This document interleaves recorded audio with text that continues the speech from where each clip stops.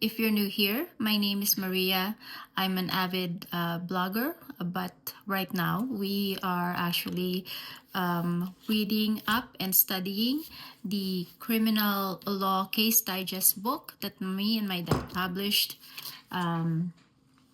for law students. We read like 3 or 4 cases, right? So the last case that we read was Mr. A and Mr. B, case number 8, that Mr. B committed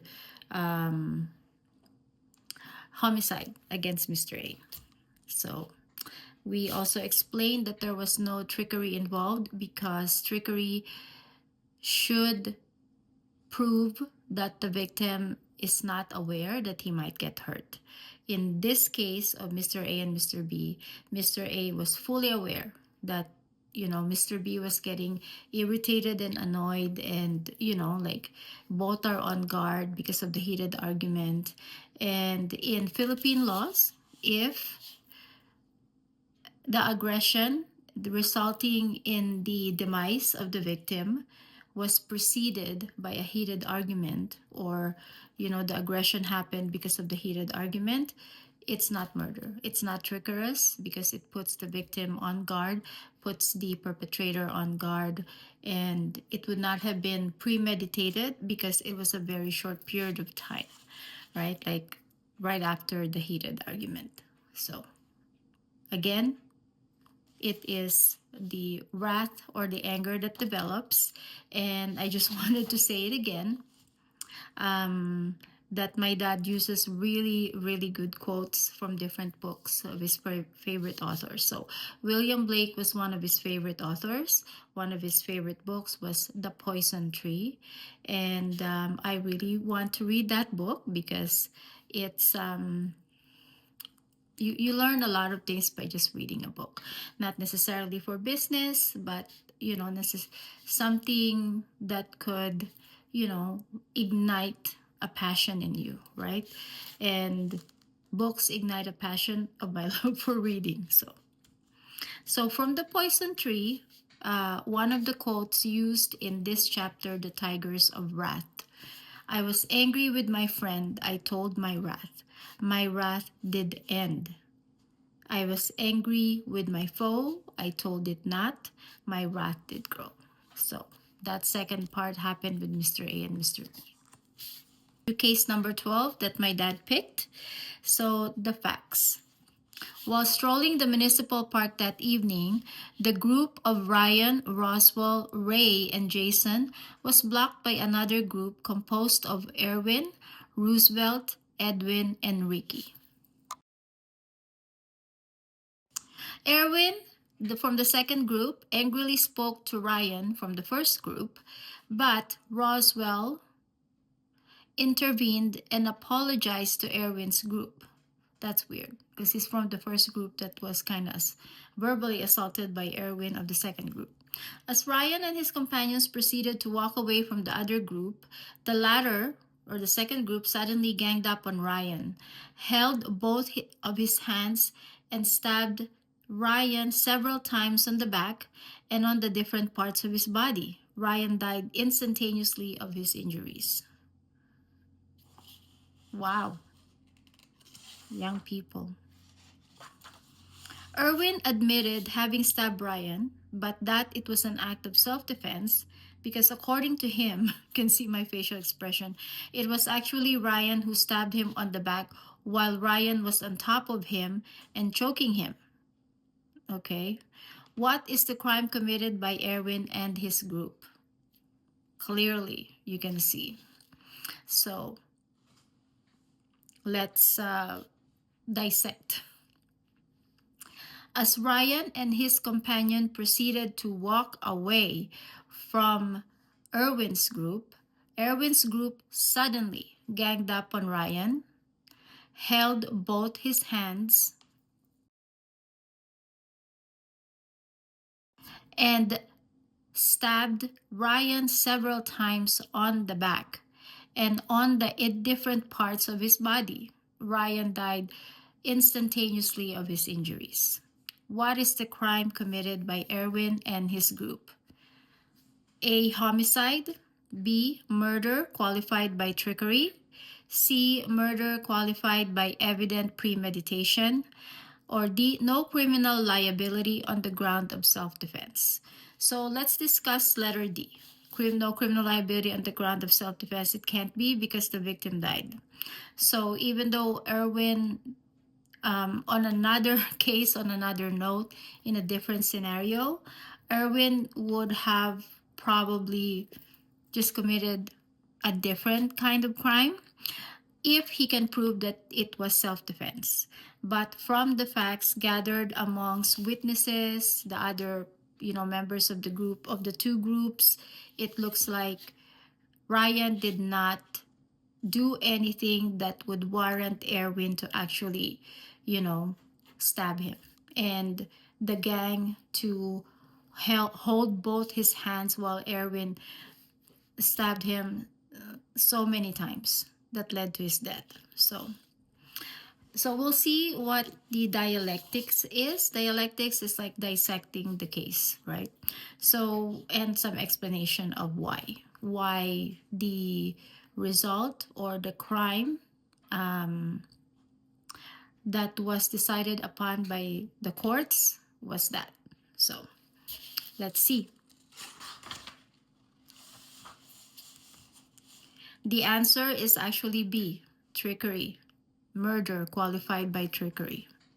So, the plea of self-defense is negated by the physical evidence, right? Like I was saying, it was improbable that Erwin could have stabbed him on the back while Erwin was lying on the ground and Ryan was on top of.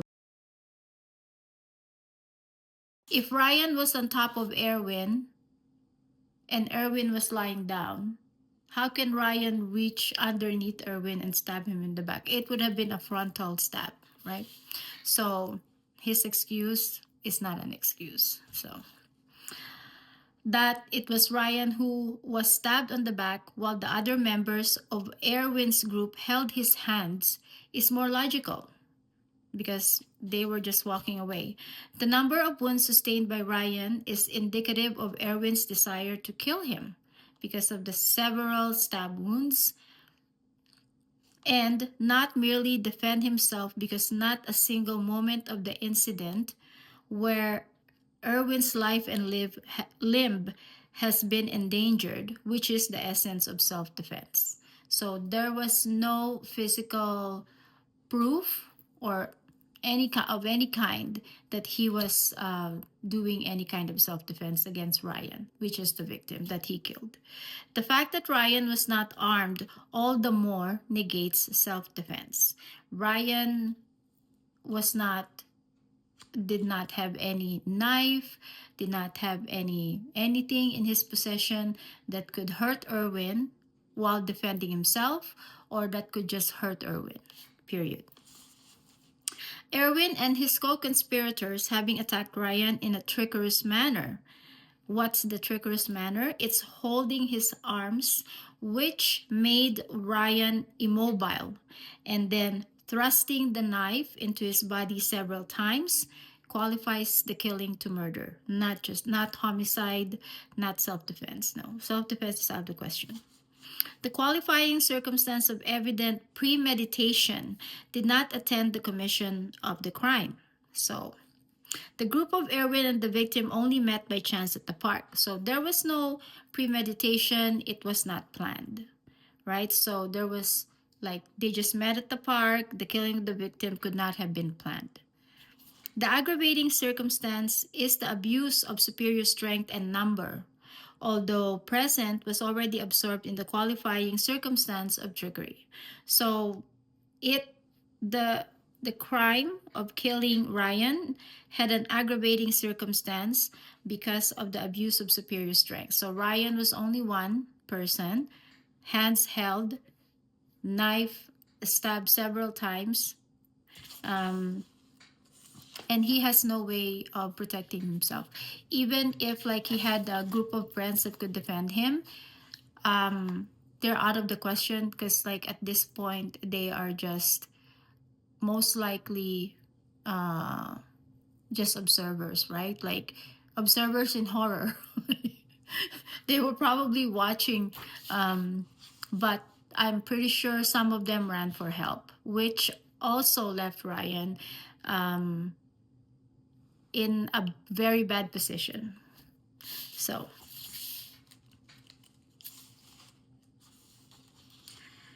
likewise, nocturnity cannot qualify the crime because Irwin and his co accused did not take advantage of the night to perpetrate the crime or to conceal their identity. So, this was clearly murder by trickery.